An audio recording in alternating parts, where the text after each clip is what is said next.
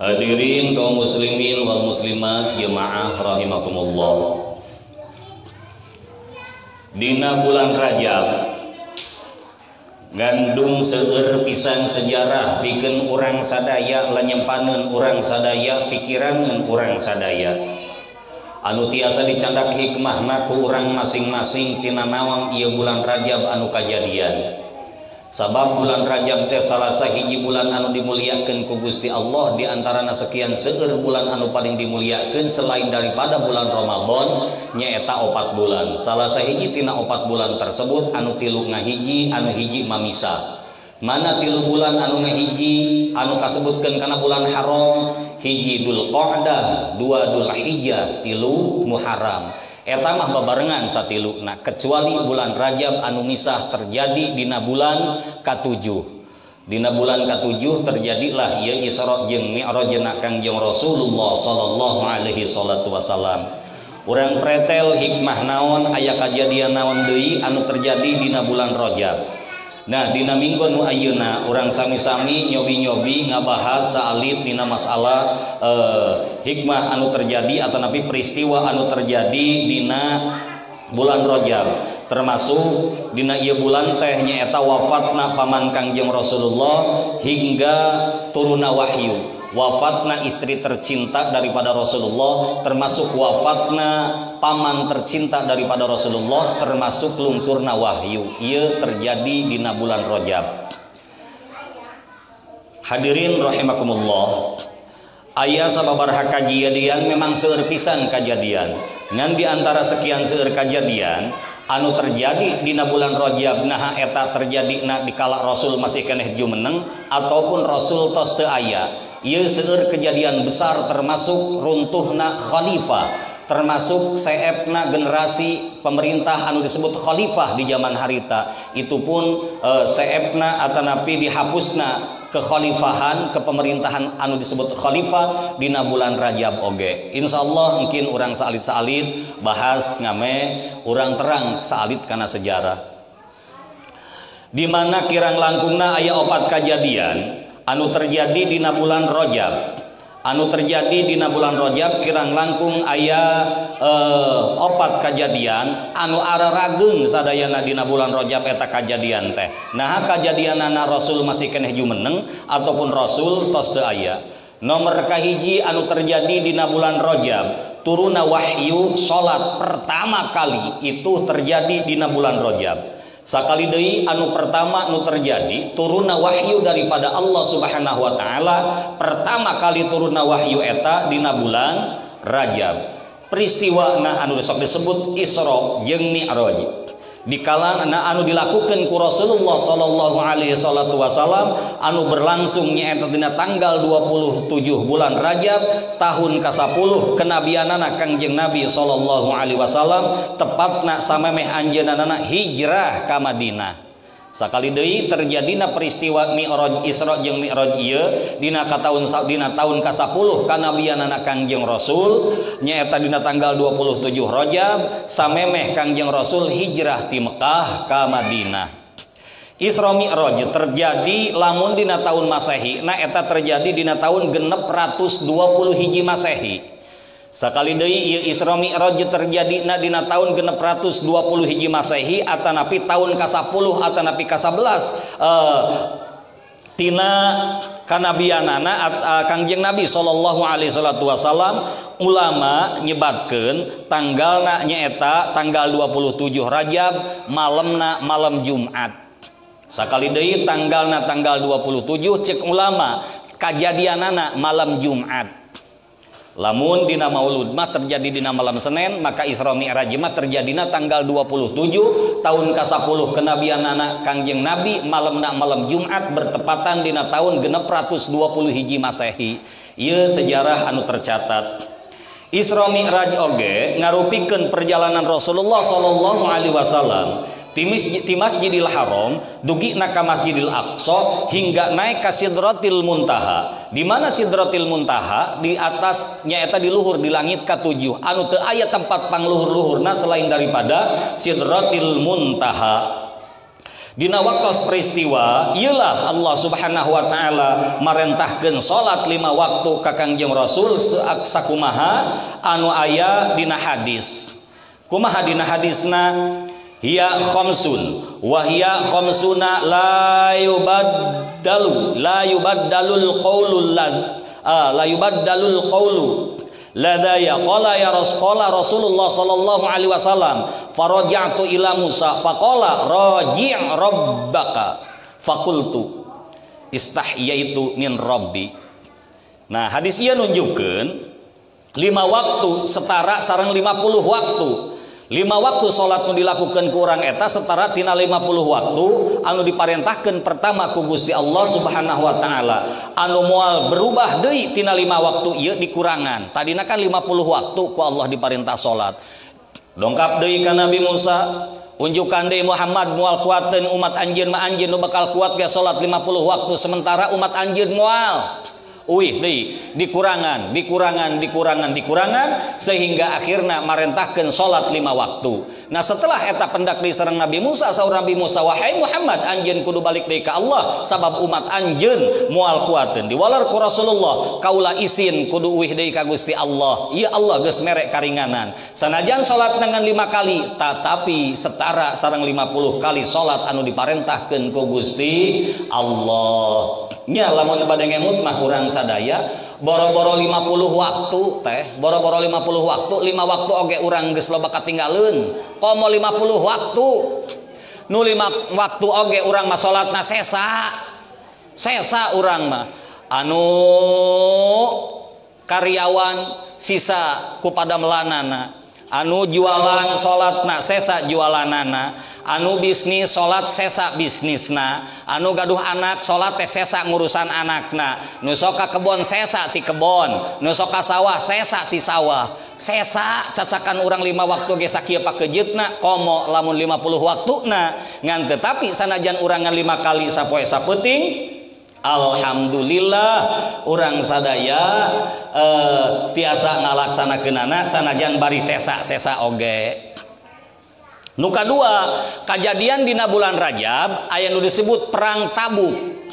Nah, salah sahiji perang terbesar dina cariosna Kangjeng Nabi sallallahu alaihi wasallam nyaeta terjadi dina bulan Rajab tahun ka-8 setelah hijrahna Rasulullah.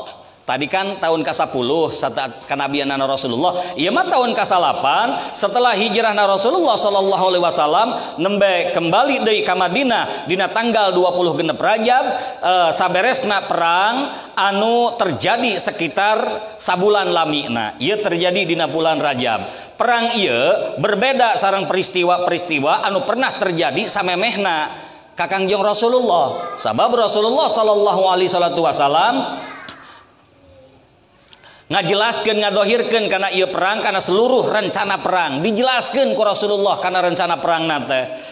Nah padahal biasana mah Kangjeng Rasulullah tara ngajelaskeun kana strategi perang hayangan saukur masihan kode atawa sandi-sandi na hungkul. Ieu mah dijelaskeun ku Rasulullah sallallahu alaihi wasallam. Rasulullah oge berangkat bersama sasarengan berangkat perang sareng pasukan 30.000 pasukan dina waktos musim panas.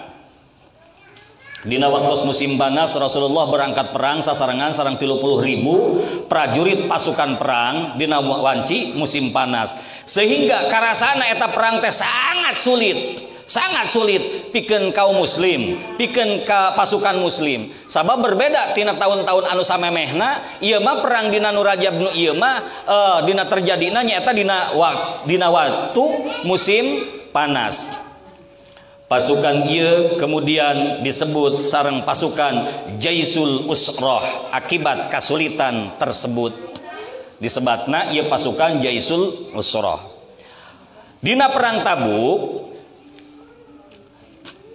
nyata di kauninga pelaksanaan salat Jumat anu mulai disyariatkeun. Nah, dina ieu perang Tabuk pisan dimulai disyariatkeunana salat Jumat dilaksanakeun dina salat dicarioskeun dina salah saeueus hadis Rasulullah sallallahu alaihi wasallam nyaeta hadis Nati Anas radhiyallahu taala anhu saurna dina waktos Rasulullah sallallahu alaihi wasallam berangkat menuju perjalanan sateuacan lingsirna matahari, anjeunana sok ngahirkeun kana salat duhur kana waktu asar.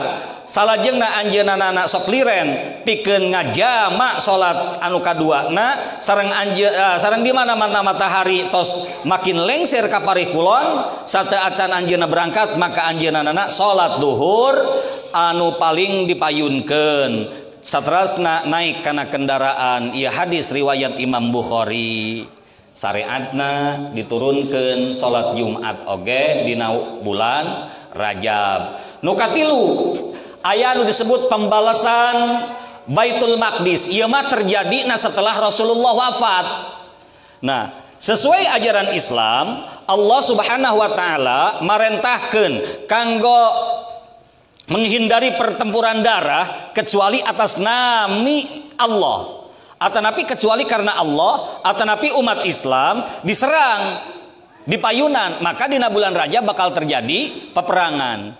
Nah, makana dari eta, makana anu nembe teh hal iyalah anu terjadi dina pembalasan Baitul Maqdis atawa Al-Aqsa ayeuna mah di Palestina nyaeta dina tanggal 28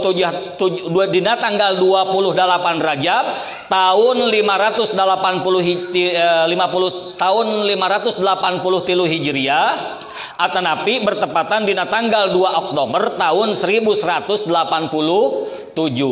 dimerdekakeunlah ieu Baitul Maqdis jatuh ke tangan Islam. Baitul Maqdis berhasil dibebaskeun nyaeta ku Salahuddin Al-Ayyubi atanapi Yusuf bin Najmuddin Al-Ayyubi. Sultan Salahuddin Al-Ayyubi mulai ngagerakeun pasukanana dina Jumadil Awal tahun 583 Hijriah, kemudian mulai ngalakukeun penyerangan dina tanggal 20 genep Rajab dina 20 genep Rajab nyata tahunna 583 Hijriah bertepatan dina tanggal 28 ieu Baitul Maqdis atanapi Masjid Aqsa kembali deui kana jatuh deui kana pelukan umat Islam. Sabadana berhasil ngarobohkeun dinding Palestina dina tanggal 25 Rajab tahun 583 Hijriah. Sultan Salahuddin Al-Ayyubi Sultan Salahuddin ngarebut deui kana kota suci tilu agama tersebut nyaeta Baitul Maqdis. Sultan Salahuddin Al-Ayyubi saterasna mempersilahkan ngawioskeun penguasa Palestina anu sateacana angkat kaki atanapi berangkat tanpa ayana pertumpahan darah. Ieu terjadi oge dina tahun dina bulan Rajab. Nu saterasna nu kaopat ieu di luar daripada setelah Kangjeng Rasul wafat berakhirna saepna sistem khalifah. Nah, terakhir peristiwa anu paling penting di bulan Rajab teh nyaeta berakhirna atawa beresna sistem kekhalifahan anu pamimpinna dina waktos harita disebut khalifah. Ayeuna mah presiden, baheula mah khalifah. Nah, khalifah atau khilafah terakhir nyaeta kerajaan Utsmaniyah anu runtuh dina tanggal 27 Rajab tahun 1342 Hijriah atanapi tanggal 3 Maret tahun 1824. Khalifah anu menguasai Turki dihapus ku Mustafa Kemal Atatürk. Sateacan anu terjadi Erdogan nya ayeuna mah kan Raja Erdogan, Presiden Erdogan sateacana eta terjadi ku Mustafa Kemal Atatürk. Samemehna khalifah Islam berhasil menguasai 2/3 dunia. 2/3 dunia eta berhasil dikuasai ku khalifah Islam. Salami sababaraha generasi Bani Utsmaniyah sareng Bani Abbasiyah nyaeta khalifah anu berhasil masihana mah besar terbaik kanggo Islam. Di antara sekian seurna peristiwa anu pernah terjadi di bulan Rajab nyaeta peristiwa anu teu acan pernah ku urang dikaterang sateacana anu sateacan ku urang terang sateacana anu sateacan terang urang sateacana eta Ieu anu terjadi di antawisna anu terjadi di kala Rasulullah sallallahu alaihi wasallam hijrah sareng anu setelah Rasulullah sallallahu alaihi wasallam diisrakeun sareng dimi'rajkeun ku Rasulullah sallallahu alaihi wasallam. Adapun masalah Rasulullah sapertos kumaha perjalananana. Nah, ieu taun dina bulan Rajab oge disebut taun Amul Huzun. Naon Amul Huzun? Taun kesedihan. Nah, apangna disebut tahun kesedihan? Sabab dina bulan Rajab pisan paman tercinta Rasulullah anu ngabelaan Rasulullah, anu menjunjung tinggi Rasulullah, di mana Rasulullah dakwah dibelaan kudu jadi pamana. Ternyata ieu paman tercinta teh wafat. Lebih lanjut sanes ngan saukur paman tercintana anu wafat tetapi istri tercintana Sayyidah Khadijah. Siti Khadijah Al-Kubra oge wafat. Akhirna Rasulullah sedih Rasulullah ditinggalkan pamajikan, sedih Rasulullah ditinggalkan paman. Beda orang mah ditinggalkan pamajikan kalah seuri bisa kawin. Pamajikan ditinggalkan salaki atau sarua pamajikan ge seuri aing bisa kawin deui. Rasulullah mah sedih ditinggalkan Siti Khadijah, teu sedih kumaha Siti Khadijah mah. Sapertos kumaha kitu Siti Khadijah ngabelaan Rasulullah. Siti Khadijah teh seorang saudagar, seorang orang kaya, saparok kota Mekah kekayaan gaduh Siti Khadijah. Tapi ku Siti Khadijah seep pisan eta hartana Siti Khadijah dugikeun ka hiji waktu Siti Khadijah nyarios ka Siti Fatimah, ceuk Siti Khadijah, wahai Fatimah, carioskeun ka Gusti Rasul, bilih ibu maot enjing pageto pangnyuhunkeun hiji anggoan pikeun kain kafan ibu. Dicarioskeunlah ku Siti Fatimah ka Kangjeng Rasul. Kumaha jawabna Rasulullah? Saur Rasulullah, Fatimah, boro-boro acuk hiji. Seluruh kekayaan Islam, seluruh Islam ti masrik tepikeun ka magrib eta milik Siti Khadijah. Nah, kang pangna disebut ieu Islam seolah-olah milik Siti Khadijah. Sabab ketika terjadi perang Badar, ketika terjadi perang Uhud, dina perang Badar seluruh senjata adalah kengeng meser Siti Khadijah. Seluruh acuk perang kengeng meser Siti Khadijah. Nepikeun ka eta hartana ludes teu salit-alit acan teu aya sisana saep pisan. Demi kejayaan Islam Siti Khadijah berani menggadaikan seluruh hartana pikeun Islam. Pikeun saha Islam? Apakah pikeun anak incu na Rasulullah? Henteu. Pikeun saha? Pikeun urang sakabehna umat Islam. Sabab teu aya cerita di Rasulullah, di keluarga Rasulullah, mikiran keluarga teu aya. Mikiran pamajikan henteu.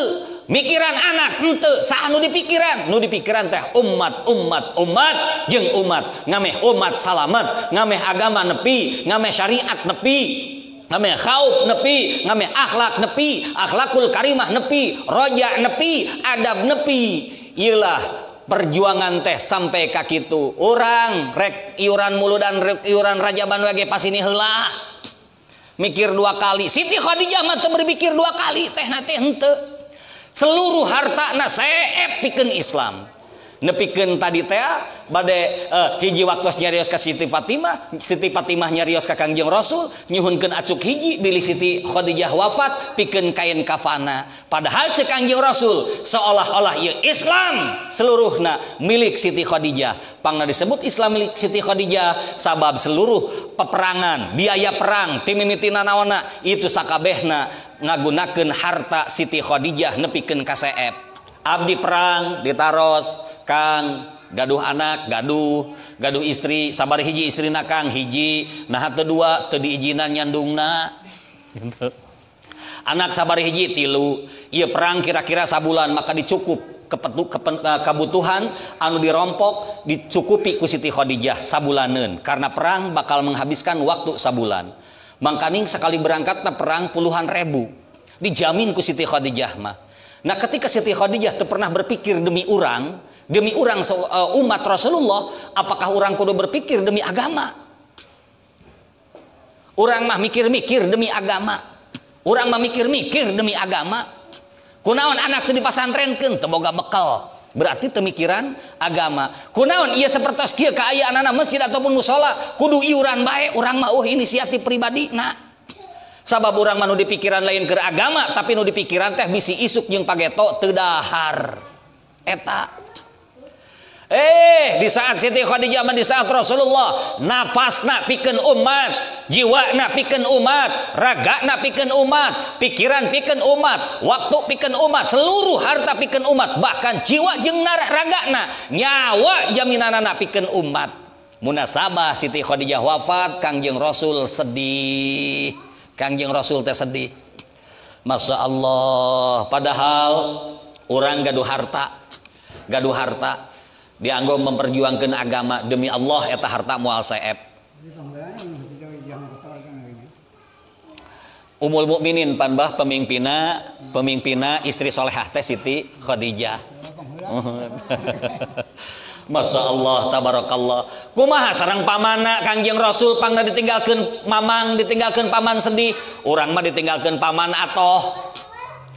Lihat, keur hirup begini loba nyarekan ka aing. Masya Allah. Paman maot urang mah teu sedih, Rasulullah mah sedih, nepikeun ka Rasulullah ngalamun seolah-olah ieu Rasulullah putus pangharpan. Terjadilah bulan Rajab dihibur ku Gusti Allah. Muhammad, cek Gusti Allah, paman anjeun wafat, istri anjeun wafat, sadalah anjeun pribadi ge bakal wafat, cek Gusti Allah. Dimuliakeunlah Rasulullah, diistimewakeunlah Rasulullah lewat Isra jeung Mi'raj. Ti mana? Ti Masjidil Haram nepikeun ka Masjidil Aqsa, dilajengkeun naik ka kaluhur ka Sidratil Muntaha. Teu aya di tempat setelah Sidratil Muntaha pendak Gusti Allah, terang eusi surga, terang eusi neraka, turun ke alam dunya nyandak perintah salat. Nah, di sisi lain Gusti Allah ngahibur Kangjeng Nabi nuju sedih. Timbul pertanyaan, apakah ia perjalanan samodel Rasulullah teh pernah terjadi ke 24 nabi anu termasuk kana nabi ulul azmi? Teu pernah. Hiji makhluk oge, hiji nabi oge, hiji Rasulullah oge anu diberjalankeun sapertoskeun Kangjeng Nabi ku Gusti Allah. Ia terjadi ngan hiji-hiji na sakali-kali na saumur dunya, itu terjadi ngan saukur ka Kangjeng Rasul sallallahu alaihi salatu wasalam. Tidinya mah henteu pernah terjadi sapertoskeun Rasulullah. Dicaturkeunlah hiji waktos Rasulullah sallallahu alaihi salatu wasalam fil hijri dina hijr Ismail ingdal baiti nyaeta caketeun Baitullah mudtajian haralna keur nyangkere ieu Rasulullah id atahu ujug-ujug datang saha Jibrilu malaikat Jibril wa Mikailu jeung malaikat Mikail wa ma'ahuma sarta malaikat Jibril Mikail teh malakun akhar malaikat anu sejen. Dongkaplah malaikat Jibril dibarengan ku malaikat Mikail jeung sajabana malaikat patulahu maka terus nyandak ieu sakabeh malaikat di antara malaikat Jibril jeung malaikat Israfil kasaha ka Kangjeng Nabi hatta ja'ali depikeun ka datang ka sarta Kangjeng Rasul jam zama ka sumur jam-jam. Setelah dongkapna ka sumur jam-jam patulahu maka terus ditangkarakeun ala dhahrau kana tonggongna Rasulullah ditangkarakeun ku malaikat. Setelah ditangkarakeun teras ieu malaikat cek malaikat Jibril, wahai Israfil itini kadiekeun ku anjeun peso. Didongkapkeunlah hiji peso ka malaikat Jibril langjeng malaikat Jibril ngablek kana dadana Rasulullah handapeun tenggorokanana dugi ka handapeun udelna luhureun tarang baga.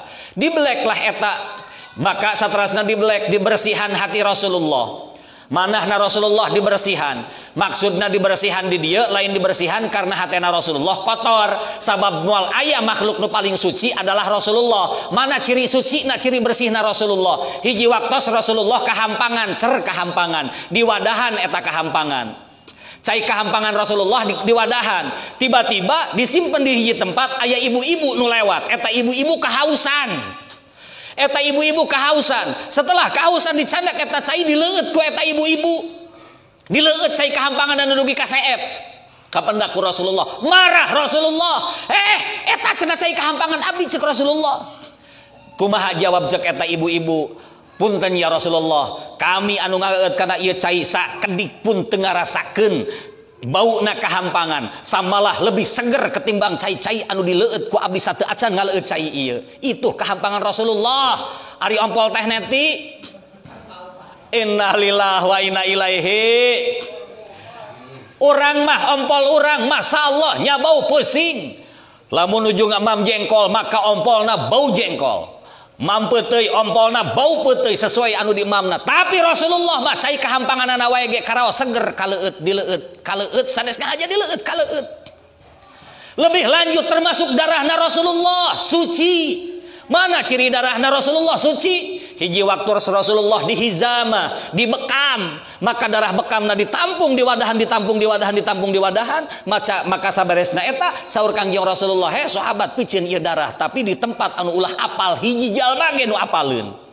Maka dicandaklah ku Rasulullah, ku sahabatna Rasulullah eta darahna teh orang dipikeun, culak-cileuk teh asa saha dileueutlah darah Rasulullah. Ternyata karaosna seger. Uih deui lah ka Rasulullah. Saur Rasulullah, sahabat tos dipikeun, atos Gusti Rasul. Di mana dipikeunna? Sesuai perintah anjeun Rasul, di mana teu aya saurang oge anu terangeun. Di mana ari kitu? Dina lebet patuangan abdi. Lamun kitu mah eta darah teh dileueut ku anjeun, leres saur eta sahabat. Kumaha saur Rasulullah? Demi Allah, jasad anjeun haram kena kana seuneun neraka. Darah urang hangru. Darah Rasulullah mah henteu. Masyaallah, itulah sucina Rasulullah. Makanya ketika dibelekna dadana Rasulullah sanes dibersihan karena hatena Rasulullah kotor sanes sesuatu anu bersih bade ditambihan kabersihanana dibukalah diisian ku cai jam-jam dina 3 bokor emas diisian ku ilman ku ilmu ku hilim ku nyaah ku rahmat sareng sajabi-sajabina tos beres kitu dilebetkeun deui dicalikeun Rasulullah diusap sabihara-sabihari teu aya tapak nanaon. Saberesna dicalikeun Rasulullah sallallahu alaihi wasallam didongkapkeun hiji setempel ieu ka malaikat Jibril, maka Rasulullah anu nuju calik ma baina katipaihi di antara dua walikatna Rasulullah ceplok be distempel harita keneh. Naon stempel anu ditempelkeun dina dua walikatna Kangjeng Rasul nyaeta bi khatmin nubuwah atawa nubuwiyati. Kalawan cap kalawan setempel kanabian. Kangjeng Nabi hartina moal aya deui nabi setelah Nabi Muhammad, teu aya deui utusan setelah Nabi Muhammad. Nabi Muhammad teh panutupna para nabi sadayana nabi, panutupna sadaya rasul. Makana la nabiyya ba'da, moal aya deui nabi setelah Kangjeng Nabi Muhammad. Ari eta nu ngaku-ngaku nabi ayeuna eta mah nabi edan. Manya nabi ditewak polisi. Aktivis ditewak polisi wajar, ulama berstatus aktivis ditewak polisi wajar, nabi ditewak polisi berarti nu hebat di Indonesia mah lain nabi na polisi na wani newak nabi. Innalillahi wa inna ilaihi rajiun. Beres tah Kangjeng Nabi teh dugi kadinya dicalikeun Kangjeng Nabi di stempel dua walikatna Kangjeng Nabi kalawan cap atawa stempel kanabian. Upami uih deui ka Siti Khadijah itu bahan renungan pikeun urang sadaya. Uih deui ka pamanna Rasulullah. Itu bahan renungan keur urang sadaya. Rasulullah tanpa penyanggah maka ieu agama moal nepi. Aya Sayyidina Abu Bakar sebagai pilar, aya Sayyidina Umar sebagai pilar, Sayyidina Utsman sebagai pilar, Sayyidina Ali sebagai pilar. Maka seorang ulama ketika didukung, seorang ulama ketika disokong, seorang ulama ketika dibela, maka ieu agama ila yaumil akhir tetap bakal aya bakal jaya nepikeun ka anak incu urang nu terakhir.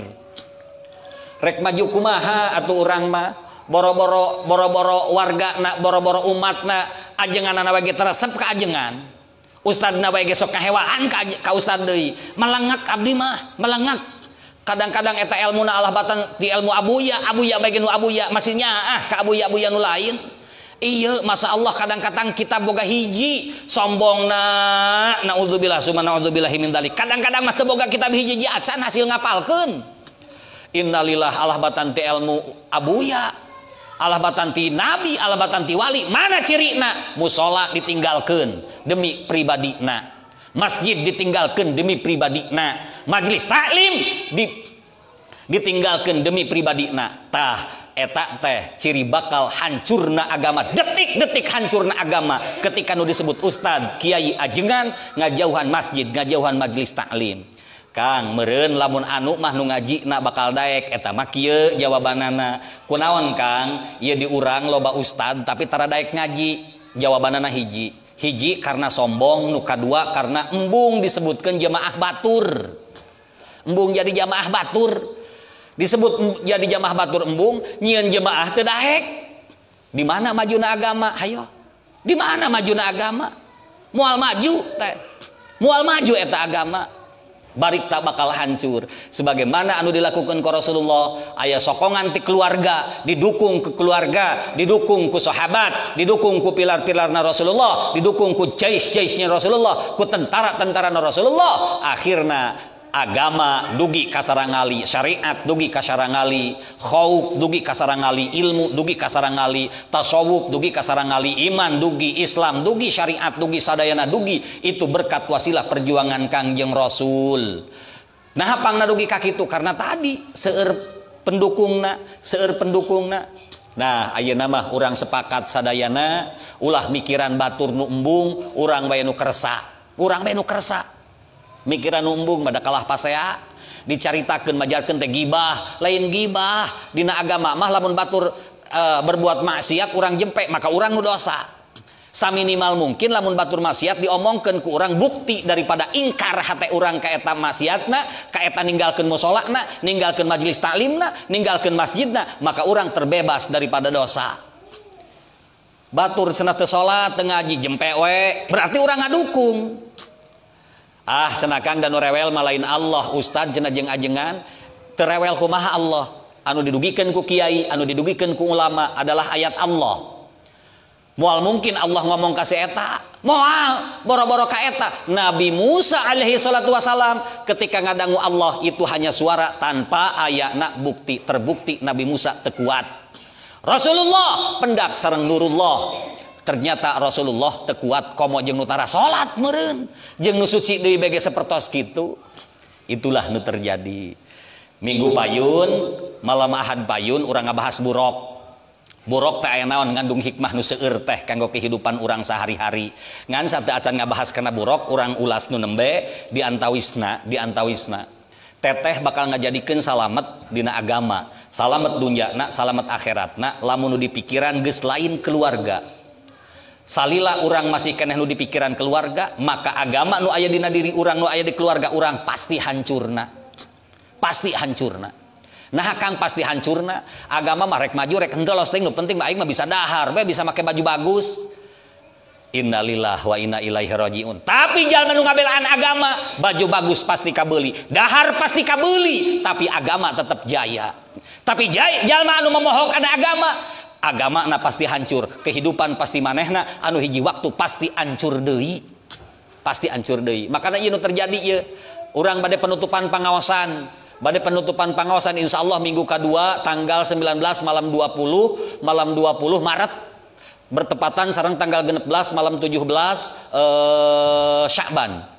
Insyaallah di pertengahan hangkeut teuing henteu, layar teuing henteu gitu. Di aya naswir aya naon itu tujuan nama pikeun naon, pikeun agama cenah hirup. Adapun mbak sing kiat ieu panitia DKM ieu kasaib sing kuat nu ngaharuan mah anggap we tamah embe edan, ari di anjing edan kenting bisi kasar teuing, anggap we embe edan. Anu ngaharuan mah urang mah jojong bae demi agama di lembur urang ngameh tegak, demi syariat demi lembur urang ngameh tegak, demi khauf tegak, ilmu tegak. Geus jaya geus sagala rupa raos urang tinggal hiji waktos urang maut, regenerasi geus turun ka anak incu urang sadaya. Maka anak incu urang bakal berbuat anu sarua jeung anu dilakukeun ku urang.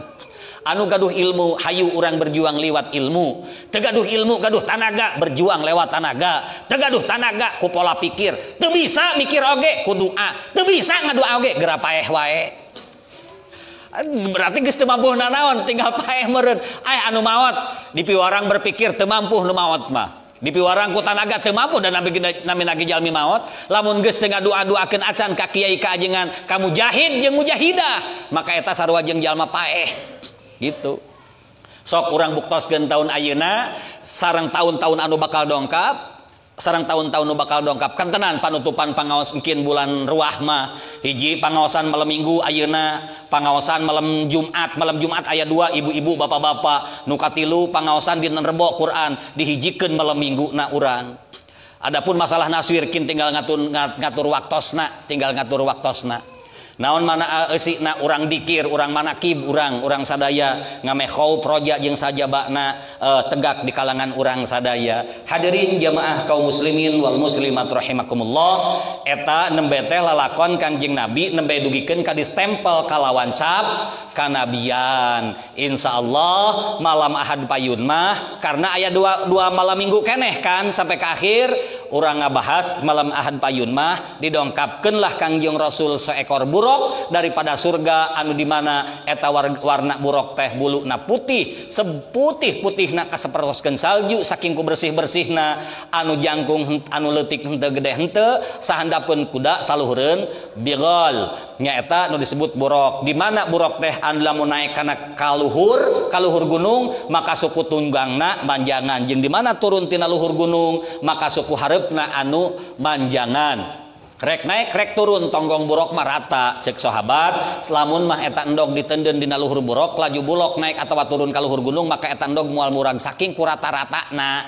Tah nu saterusna buruk ieu rancingeus tiba-tiba ngeluk bade ditaekan ku Kangjeng Nabi. Nu kaopatna eta buruk ngalengkahkeun sukuna nepikeun ka mana tungtung paningalina eta buruk. Insyaallah hikmah anu nembe urang bahas malam Ahad payun. Malam Ahad nu terakhirna ulang ngabahas ya Rasulullah mi'raj ti Masjidil Aqsa nepikeun ka langit ka hiji ka dua ka telu ka opat lima genep tujuh nepikeun ka Sidratil Muntaha nepikeun ka handap deui. Hikmah nu ayeuna urang cekapkeun sakitu wallahu a'lamu bil muradi.